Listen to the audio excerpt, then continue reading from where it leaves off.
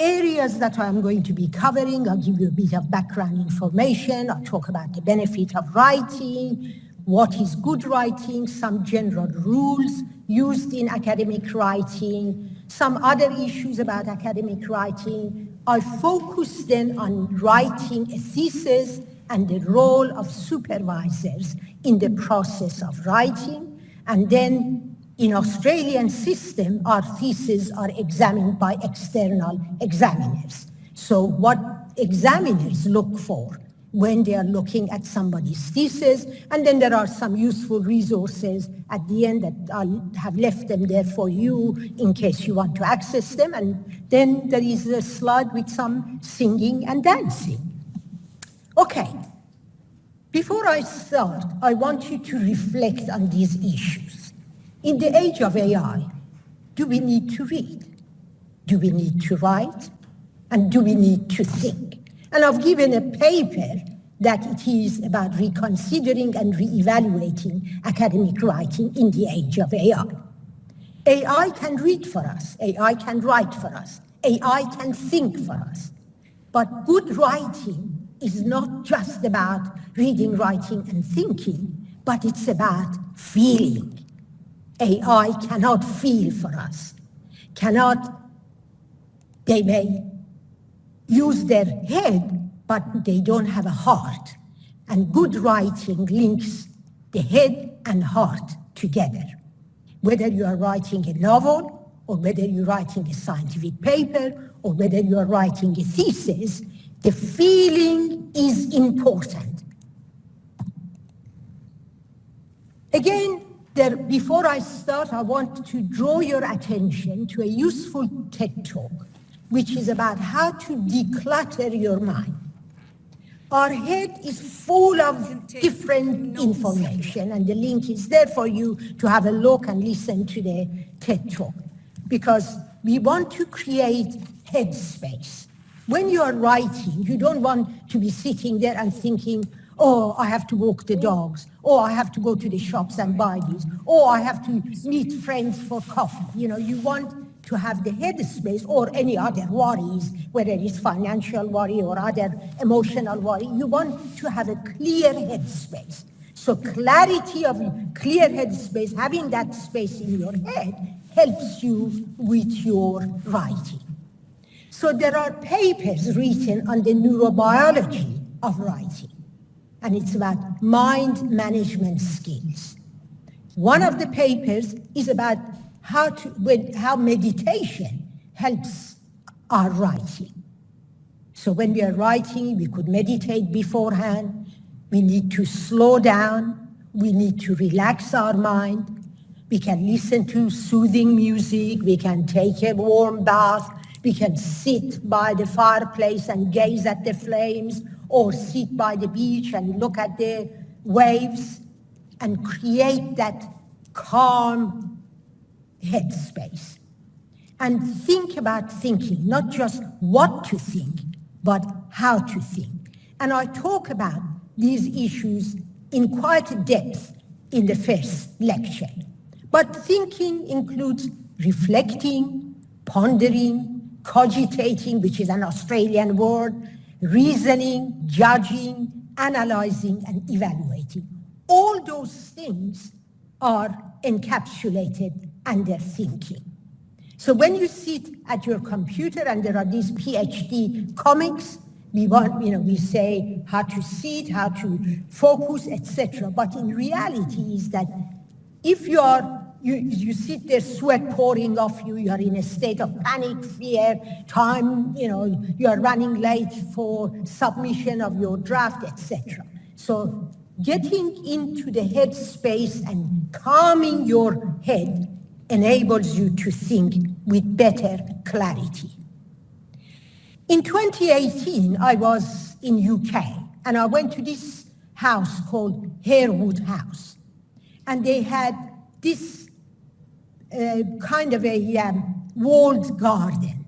And as you entered at the door of that walled garden, this statement was written: to think or reflect is to step aside from events, to give up the world for a space of internal quiet as if you have entered a walled garden. And you enter in that walled garden, and there are flowers, there are birds chirping in the background, and it's very calm to be in that area. And in the good old days, all those very wealthy people, not only they lived in mansions, they also had walled gardens that they would walk around and they think about their days and so on, because it creates that internal quiet to enable you to think about complex issues like writing a thesis. So how to think about thinking? Again, this is one of the slides from my previous talk. See the whole, look at the system, the whole system, challenge your mental models, especially your own assumptions, interact with people whose perspectives don't match yours. They can challenge you and they can ask hard questions from you, and always expect the unexpected. Anticipate unintended consequences of whatever it is that you are doing in your research. For those people who are in the field of academia, Bloom's taxonomy is an important thing that we all need to know. So as an academic like Dr. Iran Nejad, she knows that there are a pyramid in our learning. To start with, we remember names, numbers, years, facts, and figures. Then the next level, higher level, is understanding. Then it is application. As we get further into our honors and masters and PhD, the expectation is that we develop analytical capabilities, we are able to evaluate, and finally at our PhD level, we are able to create new knowledge or interpret existing knowledge in a new way and be able then to write our thesis about it. So Bloom's taxonomy, I'll put it in here for anyone who is engaged in teaching students to understand what are the different levels. In first year, most of the questions you ask from students may refer to them whether they remember something, whether they understand it, and whether they can apply in first year and undergrad classes. But as we move further up, we want them to become more analytical and evaluative and creative, and in other words, to think more critically and deeply. So what are the benefits of writing? It helps organize our ideas in a linear fashion, in an understandable format. We move from reading to organizing, to analyzing, to synthesizing. In other words, we kind of using Bloom's taxonomy that, you read something, you remember a few things, then you organize that in a logical way, then you analyze what you have, and then you need to synthesize that and understand it in your head. It helps us understand academic writing, which is focused, which is critical, it is creative, with specific audience in mind. So when we give a talk for our PhD thesis presentation, you have to think, who are my audience? Your audience are other fellow PhD students, other academics, the examiners, your supervisor, etc. Whereas if you're going to give a talk about your research to a group of, a general population, you speak in a different way. So or write in a different way. So knowing who is your audience when you write or talk is very important. Writing teaching us to develop a position, an argument, or a thesis. And we talked about the thesis statement in the last lecture. And those who haven't been in the last lecture, they can go and have a look at the slides and see what I meant by thesis statement. It helps effectively communicate our thoughts, our ideas, our insights, and research findings to others. So there are a lot of benefits in writing. So when the students would come to my door and say, I'm thinking about this, my answer was always, can you go and write it on a piece of paper and email it to me so I know what you're talking about. Because by the time you might think about this, that, and the other, but by the time you put pen to paper, you might find that, some of these things may not gel together. There are general rules used in academic writing. Each discipline has its own way of building knowledge and disseminating that knowledge through writing. So we need to decide on the set of writing conventions you will follow, because the way we write in science is not the same as the way we write in social science, humanities, arts, psychology. So the style or the genre used in our discipline is important. Other things like the page setup, the punctuation, the spelling, whether we use American spelling, whether we use Australian or UK spelling English, these are nitty-gritty things, but they're important. The function of figures, graphs, tables, and the rules on bibliography.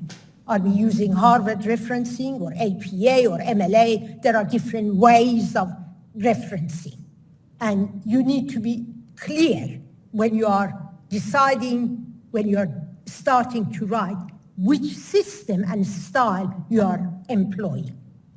Look at other journals or theses in your field. That's always a good starting point, because that helps you with not only the style and the genre, but all the other rules and regulation.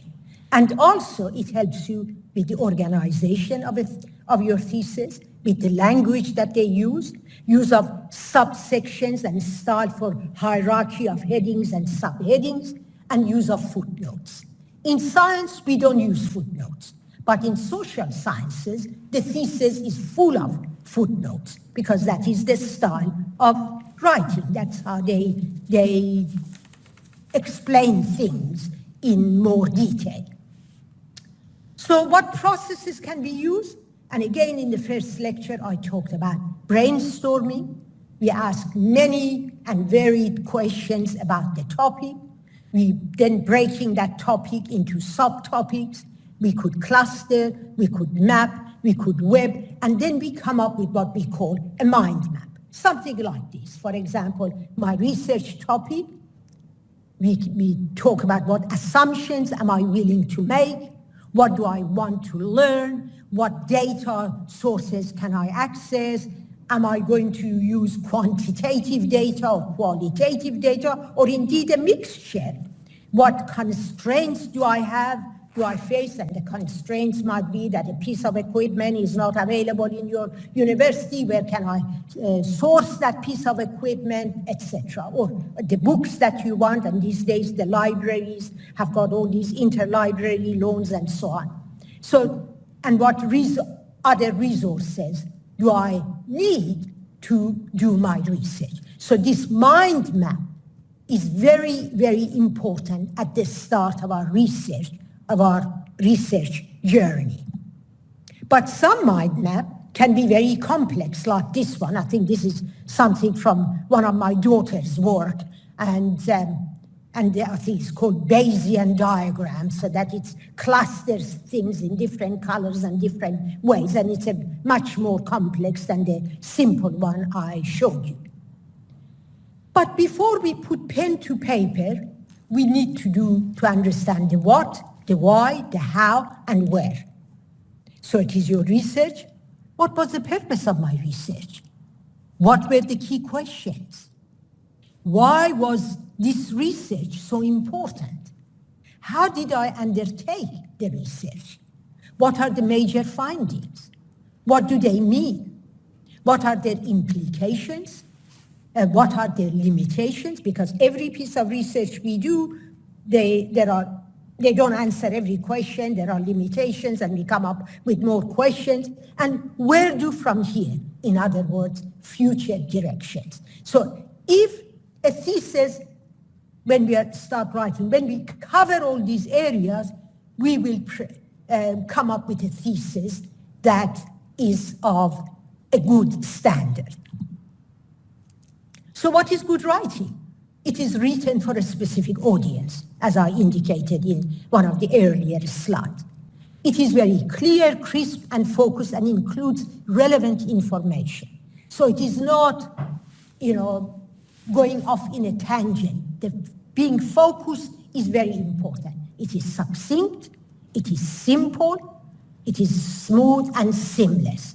So avoid convoluted, complex words or more words where fewer will do. Some people think if I use those big, complex words, people will be very impressed. Science, by definition, for those who are in science, STEM field, science, technology, engineering, mathematics, etc., by definition, these are very complex areas. So we have to try to explain ourselves in the simplest possible way. Good writing is also neat, tidy, and to the point. Avoid unnecessary repetition and redundancies. And this is what is called waffle. When in 1973 I wrote my thesis, my first thesis in Sydney University, they were the good old days that you write with longhand. I wrote 35 pages by hand, and I took it to my prof, and I gave it to him, and he said, come and see me tomorrow. And next day I went to see him, and half of them, he had put a red line through the whole page and has written on it, waffle. And I'm thinking, what does that mean? So I plucked courage, and I asked, Prof, excuse me, what is waffle mean? He said, waffle means it is lengthy, it is vague, it is unclear, it's full of trivialities, full of repetition and redundancies, So you have to be to the point. You have to be focused. So I understood what he meant. So out of that 35 pages I gave him, I think at the end of the day, 6 pages were useful. So gallons of tears, you go back and you redo the whole thing. We need good writing develops an argument. So it shifts from describing something to analyzing and to arguing. So an argument means a carefully arranged and supported presentation of a viewpoint, supported by other papers in the field. So you can't just put an argument and saying, I think this point of view is correct, without having supportive material to support that argument. It flows and resonates. Again, when I was writing my PhD thesis in 1977, I graduated in 78. In 1977-78, I was writing my PhD thesis. I gave it to my prof, and he said, look, it is kind of okay, but it doesn't flow and resonate. And again, I'm thinking, what on earth flow and resonate mean? It means you have to develop a logical argument, written with clarity, and having a convincing storyline. In other words, there is feeling in what you have written, rather than just these little disparate bits and pieces that you've glued together. That storyline is so important, whether you're writing an honors thesis, master thesis, or a PhD. And good writing requires drafting and redrafting. At times, re-engineering. You write the whole thesis, and then at the end you look at it and you think, it doesn't hang together well. And you re-engineer by chopping and changing bits and putting them in different places. Some years ago, I had a PhD student who is now an academic in Adelaide University, and the final draft of her thesis I read, and the other supervisor read, and we thought, it's great, you can submit. She came to me and she said, I don't like my literature review. So I'm just going to change all that. And and she had 48 hours to submit. And she said, I'll have it ready to you. So in 48 hours, she went and re-engineered and, sort of made it to be much smoother, much seamless argument. It was adequate, but, that slight tweaking and re-engineering help that thesis to pass with no corrections.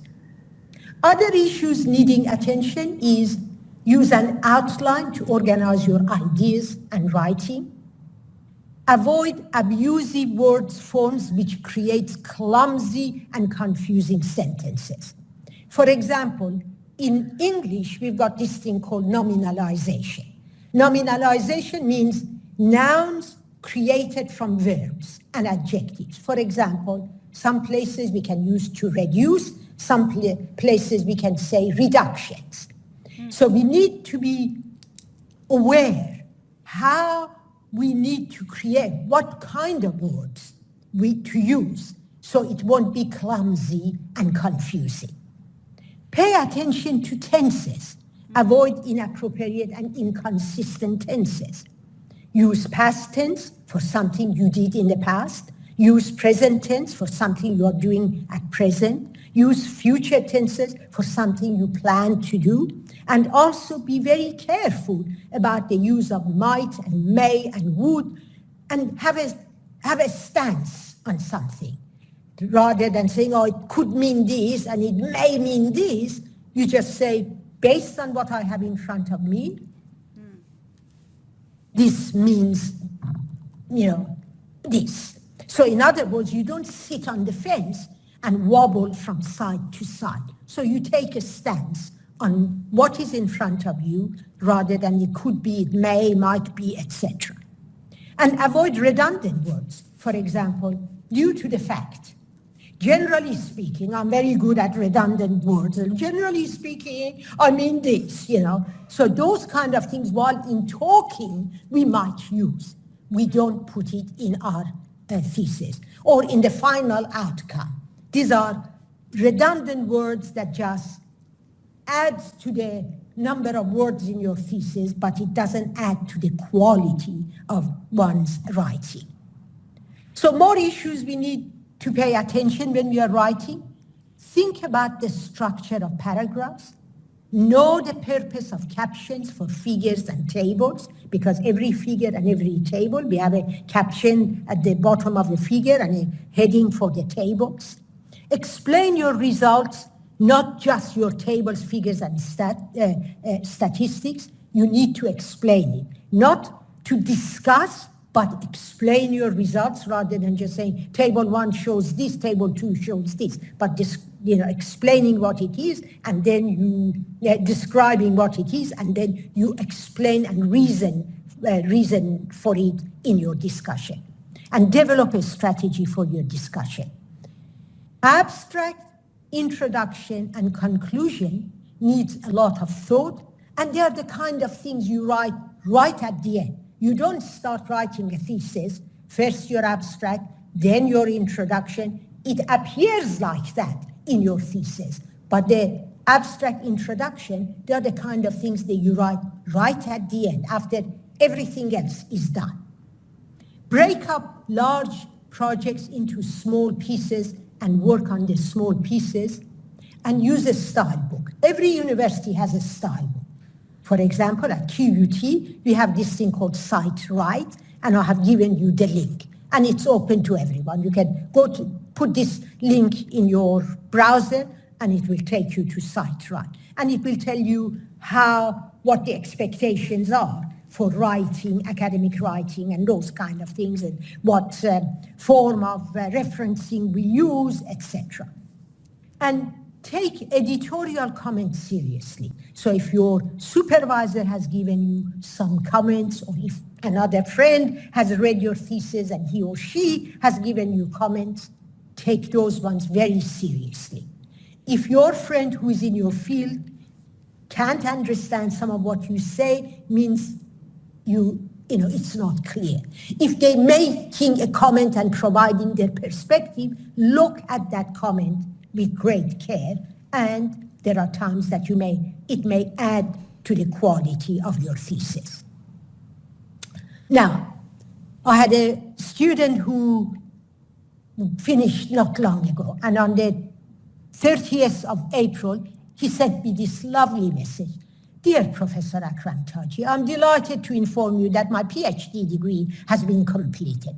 Thanks very much to your kind support in every milestone of my PhD journey. Only one word I would like to say. You are like an umbrella for us. I think he meant I'm like a parachute that the students can open and jump. We never forget you. May God give you proper reward. I receive a lot of this kind of messages because my goal as a supervisor or anyone who has advised students has been to hold their hands and walk them through the stages of their PhD or master's. So writing a PhD thesis is the focus of today's talk. In Australia, we can do thesis by publication or standard thesis. The thesis by publication, I'm not going to talk much about it because I have got in the series of talks, I've got another talk about writing journal articles. Basically, suffice to say that thesis by publication in most universities is that if you publish 3 papers from your PhD thesis while you're on your PhD research, and then you put a front general literature review, your 3 papers, and a general discussion at the end, that can be sent for examination. Or the standard thesis, which, I think right now, 50% of students in Australia, they go by thesis by publication, and 50% they go by standard thesis. So what a thesis is not about is not a brain dump of everything you have done in the past 3 or more years. You do a lot of work, you do a lot of experimentation, you might read a lot of books, but not all that goes into your PhD thesis. You need to leave out the dead ends that took you nowhere, but must fill any obvious gap that is needed to tell a convincing story. A PhD thesis is not a chronological narrative of your research. That first year you did this, therefore that's chapter 1, second year you did this, therefore it's chapter 2. It's not your first year you might do this research, second year something else, third year something else, fourth year something else, and you might find the last bit that you've done becomes your chapter 1, and the middle one becomes your last chapter. So it is a logical reconstruction with a single coherent message. So it is like fitting the right piece of jigsaw in the right places. So a good PhD thesis is to create that picture that comes out of those pieces of jigsaw puzzle. So what a thesis is about is an argument, an exposition of a novel contribution to the field, evaluated methodically and systematically. It's a demonstration of understanding the state of the art. In other words, critical appreciation of the field, critical underline, because that is what a thesis is about. And it's probably the largest piece of work you will ever do. And sometimes, unless you write textbooks, sometimes that can be published, some scholarly papers. In my time, we wrote the thesis and then we published from it afterwards. While the thesis was under examination, we would write our thesis. And here in Australia, if your thesis is not by publication, we normally allow students 3 to 4 months for that thesis to be examined. And during that time, some universities give small scholarships to the students. It's called write-up scholarship, where students can sit and write their papers out of their thesis. You could write a critical review based on your literature review, because literature review is a critical evaluation of the field from year dot to present date. But you will never publish all of your thesis. There are a lot of stuff that goes into a PhD thesis that they're not publishable. That is why publication, thesis by publication is actually can be a bit harder, because you have, you could do a lot of experiments, and not every experiment goes into a paper. So it has to be a bit more strategic when you are going to do thesis by publication. So a PhD thesis opens a new area, provides unifying framework, resolves long-standing questions, thoroughly explores the area, contradicts existing knowledge, experimentally validates theory, so there might be a theory that then you experimentally validate, produces ambitious system. Not all of this is going to be in one PhD thesis. Any of these things can apply to a PhD thesis. Provides empirical data, derives superior algorithms, develops new methodology or methodologies, develops new tool or tools, produces, but also produces a lot of negative results that will never see the light of the day. And when I was doing my PhD, as PhD students, we would sit around the table and we would think about JNR, Journal of Negative Results. Because negative results helps you understand certain things, but they're not publishable. So thesis writing, research is 90% perspiration and 10% inspiration. Thesis writing is the most painful aspect of any PhD course. It's easy to do a unit, read the material, go and do an exam. But writing a PhD thesis is not like doing a very simple coursework thing. It is extremely important. It is about being persistent. So we have to be persistent and not to give up.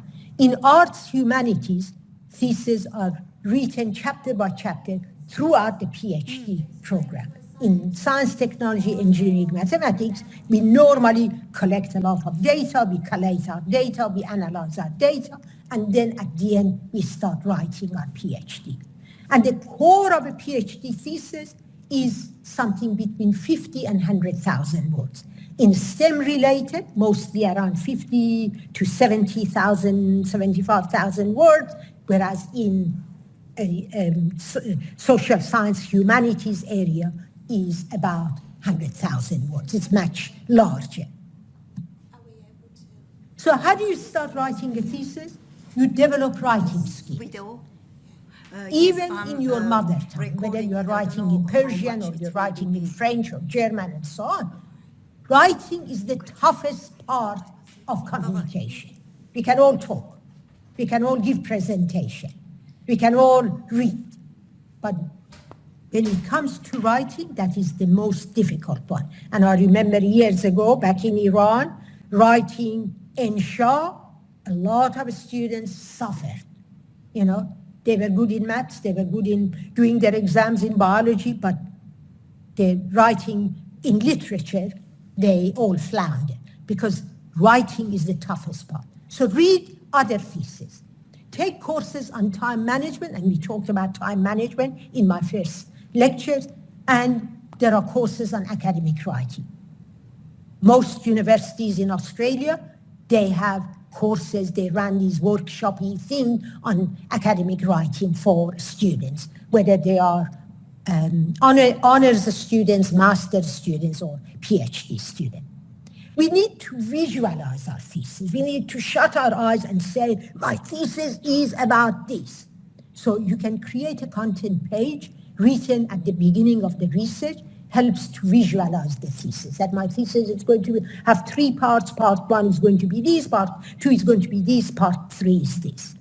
Then you revise this content page as the research progresses.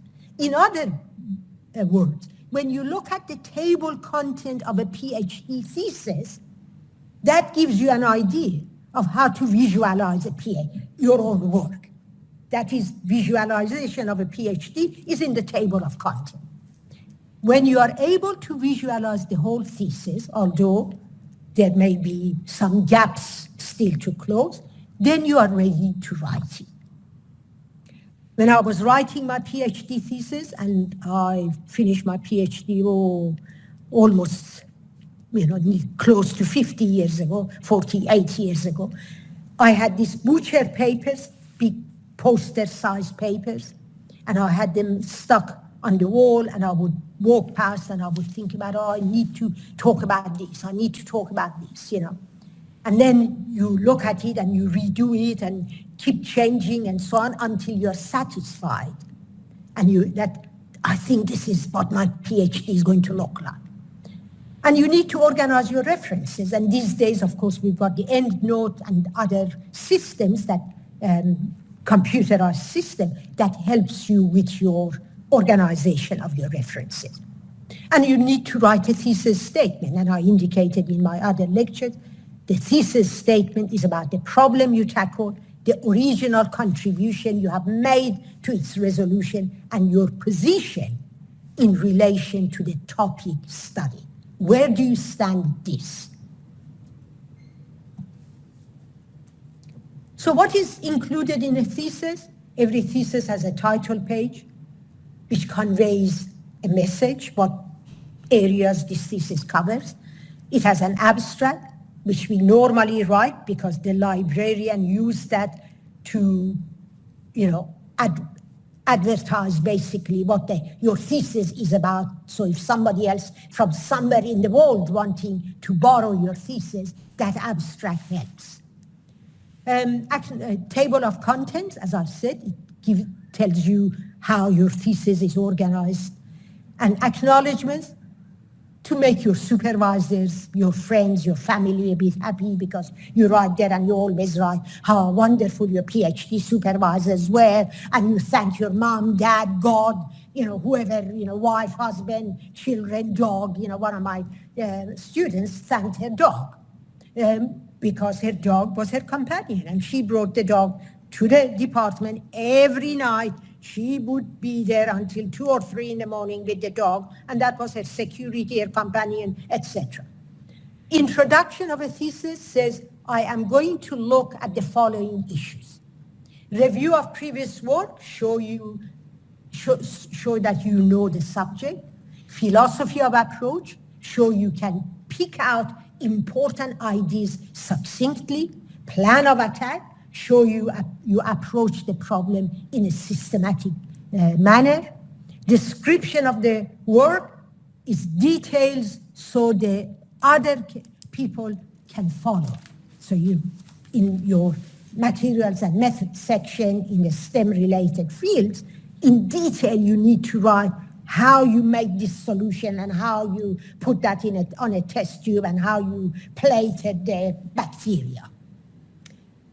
Critical analysis of the results, show you know its implications and limitations. Future work, show you know what is missing, again, the limitations of your work. Conclusions is a repetition of the introduction, but with reference to the detail, and then you've got the references which cover the field.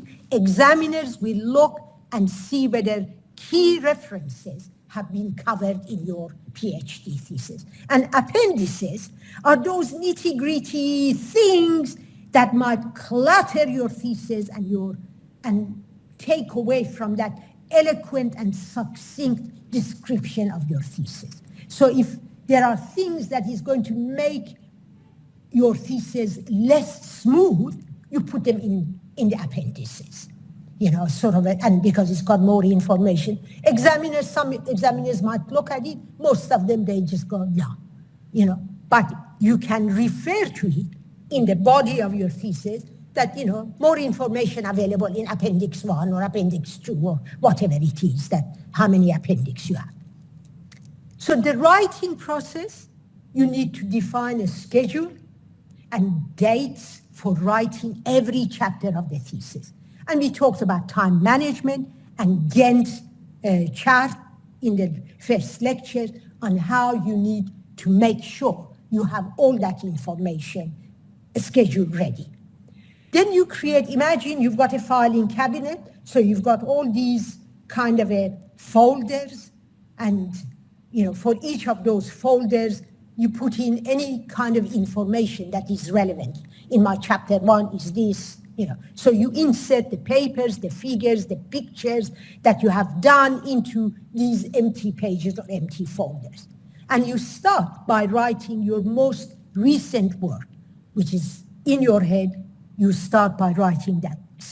Some students, they normally like to write the materials and methods because that is an easier part, because they've done the work.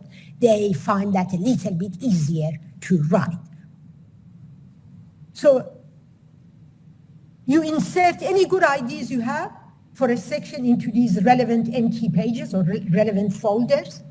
And if you are tired of writing a particular section, you need to take a short break by writing easier sections like your acknowledgement, dedication page, etc. And make sure you take break from writing if you're suffering of writer's block. And writer's block, I will show a slide, it's real. And you get this mental block that you just cannot write. And then there are techniques that helps you to get over the writer's block. Leave, as I indicated at the beginning, leave the conclusions, the abstract, the appendices, all those things to the end of writing. Postpone the writing of the introduction as it will be revised and changed many times. So you don't need to write your introduction at the beginning, as you won't need to write your abstract at the beginning, and the appendices are the things that you do write at the end. But more importantly, leave time for many revisions and at times re-engineering of your thesis, because sometimes you need time. I had an Indonesian student who is now a professor in Jambi University in central Sumatra. And I remember, luckily, he was very organized. And it was 2 weeks prior to his PhD thesis to be submitted that we needed that thesis to be re-engineered. Some chapters, positions changed, the literature review needed to be modified and so on, and he had the 2 weeks to be able to do it. So revisions are important, and allowing time for that is very important. So how do you overcome your writer's block? You take short breaks.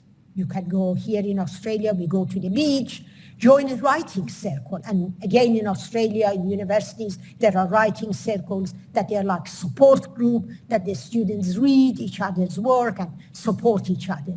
Begin writing about anything that comes to your mind. When you're writing, you can write more, and then you can prune it and make it a little shorter. And write about the big pictures of your research rather than trying to be very specific. Identify the gaps or where you are stuck and get help with those ones. Review other theses and papers when you've got writer's blocks and you can't write. Go and read some other papers. But my PhD thesis supervisor used to tell me that you must read a novel every night when you go to bed. He said to me, what do you do? I said, I take a scientific paper to read. He goes, no, read a novel, because that gives you that break. If you take your scientific paper to bed, or these days your laptop or your iPad or your iPhone, and read papers there, your writer's block will not improve. So read something completely different. Clear your conscience and start fresh every day.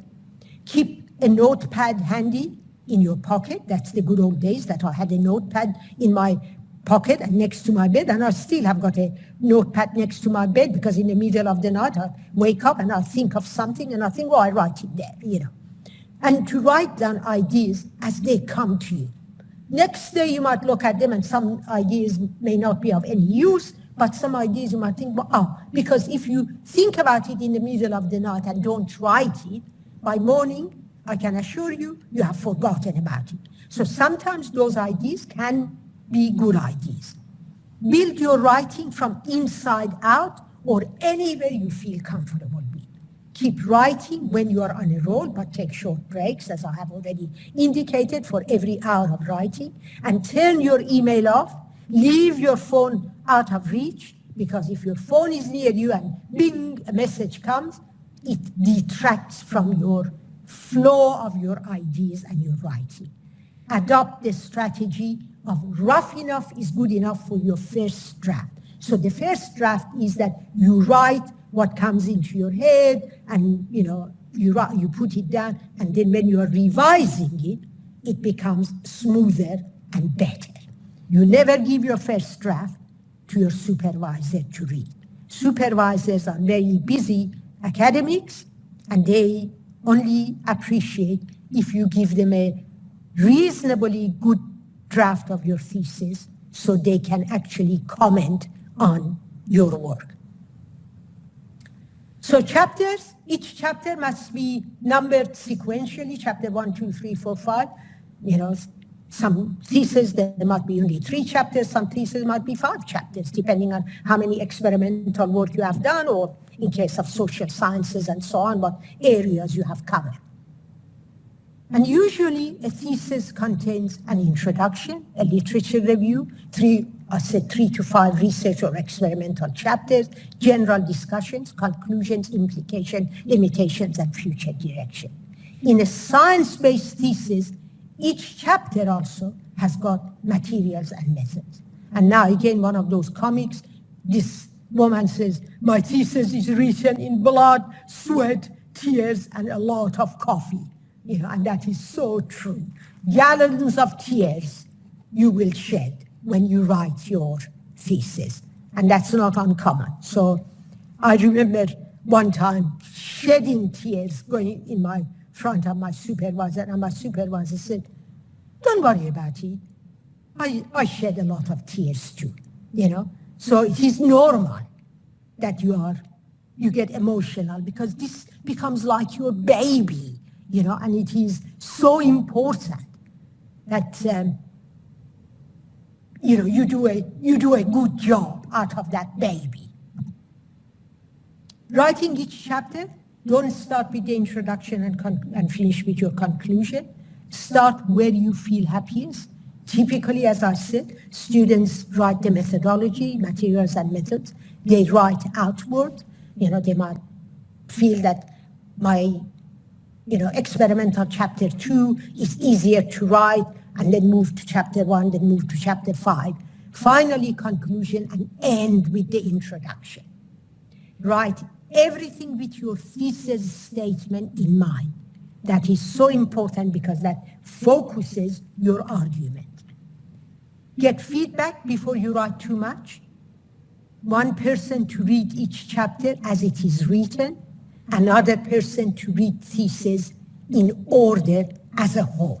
So if you've got 2 supervisors, you might give one chapter to, one at a time to one supervisor, and then as a whole to your main supervisor. Sort of as a second supervisor, you can sort of sit and read the bits and pieces that they may not be very eloquently written, but for your main supervisor, you want to have the whole and in a better shape. You will discover holes in your research, theories you have not proven, experiments you did not run, different problems or parameters you uncovered along the way. So as we are moving, all of a sudden we might find, oh, I didn't think about this, and you might need to delve into that area a bit more deeply. And you always, especially in the final year, you mix your writing with more research and analysis. As you find there are holes you need to fill in your PhD thesis, you might go back to the field or to the lab or to the wherever to do more of the experimentation and analysis to fill those missing gaps. And in a thesis, everything is said 3 times. In the thesis as a whole, what the thesis will say, that's your introduction. Details of the work, that's the main body, and what the thesis said, the conclusions. Within each chapter, what this chapter says, signposting. The details, which is the body of that chapter, and what this section said, the summary of that chapter. Within each paragraph again, each paragraph describes one idea. The first sentence introduces the idea, linking it with the previous one. So they're not disparate, separate bits that you write. The last sentence concludes the idea, linking it with the next idea. And this linking is just very important when you write. But it's not repetition, it is linking, justifying and elaborating. And if it's done well, the reader will not even notice that it's repetition. So the shape of a thesis, basically like this, introduction, conclusion are the bits that you do at the end and your research in the middle. So you state of knowledge prior to your research, plus problems or questions, that's your introduction. And then at the end, state of knowledge following your research, plus more questions. A good thesis generates, you start with one question at the beginning, and then you end up with more questions. So other PhD students who read, other students who want to come and do PhD, they read your thesis, they read your conclusions, they see all those questions, and those questions can become the basis of their thesis. That is what a good thesis is about, generating questions for somebody else to come and finish it up. The common mistakes that we make in writing a thesis, informal language, unsubstantiated assertions and opinion. You need to focus on your argument and you need to substantiate it by references that published work, why your argument should be this way. Long, complex, full of long and flowery words, never do it. Focus on simple and convincing statements. Shorter statements, shorter sentences, not too short, not dot points, but not these, some people, the whole paragraph is one sentence. And that is really not advisable, especially in STEM-related field. Humor is something that you would never allow in a PhD or a master thesis. Other common problems, it is impossible to cover all issues. A thesis is work in progress. As I said, you start with a question and you end up with more questions. It starts with a question and ends with more questions. Show you understand the limitations. Much of your thesis is joint work. You need to identify your specific contribution to knowledge. So if you're working in a lab, say, of Dr. Iran Nejad, there might be 4 PhD students, and there is one big grant she has got, and imagine a tablecloth, somebody is holding one corner and works on that area, so it's divided into 4 bits, but you're collectively adding to that main grant that she has obtained. But you need to indicate which bit of this belongs to you.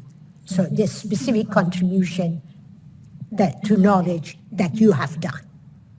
Writing too much, there are rules about maximum length, as I said, between 50 and 100,000, but we don't have rules about minimum.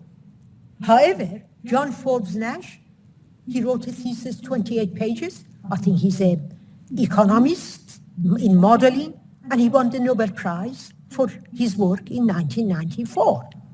So we know what the maximum length is, but in some fields, minimum can be only a very, very few pages, but pages of substance. Clearly, he proved something, that's why he got a Nobel Prize. And writer's block, as I explained, can be a major problem when we are writing. The last thing you write in is your introduction. Introduction helps to get the reader in the headspace of your PhD research. Describing the research problem, clarifying the context of the research you are reporting on, clarifying why the research is being done, clarifying the significance of the research, previewing the methodologies used, and previewing the research questions, hypothesis, and providing an overview of how the thesis is organized. Supervisors play an important role in writing the thesis. Their role is to provide you with constructive and critical feedback on draft chapters with respect to writing style, the structure of your thesis, the clarity of expression, the logical argument, the depth of analysis, and storyline. Their job is not to help you with grammar, punctuation, spelling, etc. Those can be done by other people. There are a lot of editors, who can do those kind of things for you. You can have a great friend in English department who might be able to do those corrections, but they're not able to provide you with a logical argument. That comes from your PhD supervisor. So if the dog is your PhD supervisor, you're that little monkey on his back swimming the rough ocean of the PhD journey. And what do we look as examiners? What do we look when we are examining a PhD thesis? In the literature review, we ask ourselves, is the literature relevant? Is the review critical and not just descriptive? Because critical evaluation is different from describing something. Is it comprehensive, meaning it has covered all the important references? Does it link to the methodology in the thesis? And does it summarize the essential aspect? And the methodology, in the methodology section, is there a clear hypothesis? Are precautions taken against bias? Are the limitations identified? Is the data collected appropriate? And is the methodology justified? Presentation of results, have the hypothesis in fact been tested? Because we're testing a hypothesis. So as an examiner, we look and see, have they tested the hypothesis? Are the results shown to support the hypothesis? Because you have put in a lot of graphs and figures and tables and so on, doesn't mean you actually have answered your hypothesis. Is the data properly analyzed? Analysis is important, and importantly, relevant analysis. We can all do some analysis and put a standard deviation bar or some, R value, etc., a p-value, but at the end of the day, is that analysis relevant to the data you have? Are the results presented clearly?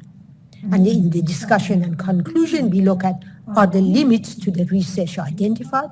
Are the main points to emerge identified? Are links made to the literature? Is there theoretical development?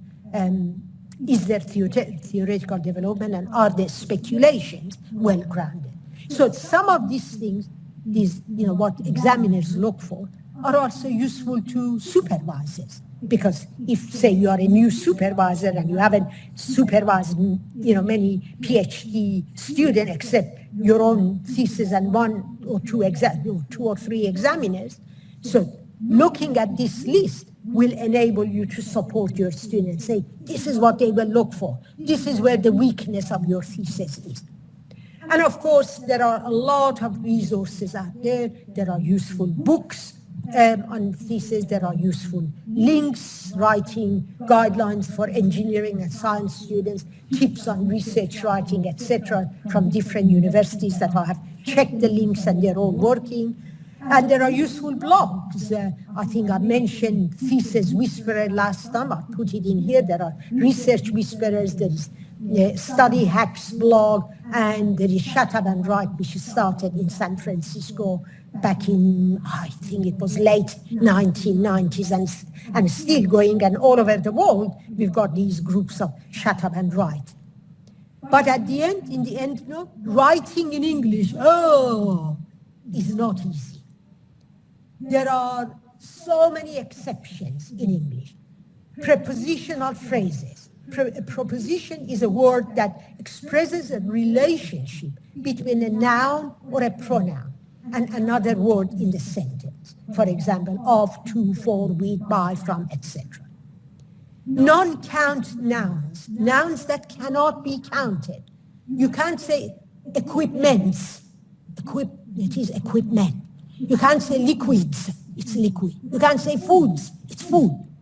and nouns which have only singular forms, like furniture, wheat, happiness. You can say happinesses, scenery, news, information, etc. So, and yet I arrived in Thailand, in Bangkok airport, and he says, collect luggages from here. And you think, oh, you feel like having a piece of paper, a pen, and go and say, no, luggage, not luggages. So these are idiosyncrasies of English language, and you have to adhere to them when you are writing in English. Plagiarism is really a major issue. Even in the age of AI, which is becoming, may make it a bit harder, we should avoid plagiarizing. And I've given you the reference of Hungary President Schmidt, who had to quit in a plagiarism scandal. It was a BBC News in 2012, and that link is there, and he was the president. He had to resign because they found that he had plagiarized his PhD thesis. And I have had students, when I was dean of graduate school, there were students, we have to throw them out of university and not give them a PhD because they had plagiarized. We found at the end of their work that they had plagiarized. A good supervisor will talk about all these things, and universities now have got plagiarism software. So the QUT has got this thing called Authenticate. There is a website, but I can't put the website here because you have to have a password to get into that. And there is another one, LaTeX template, that I think you can have a look at, and it is about all these writing thesis and plagiarism. And then when you have finished your writing, you can play some music and dance and enjoy the day. And I thank you for your attention.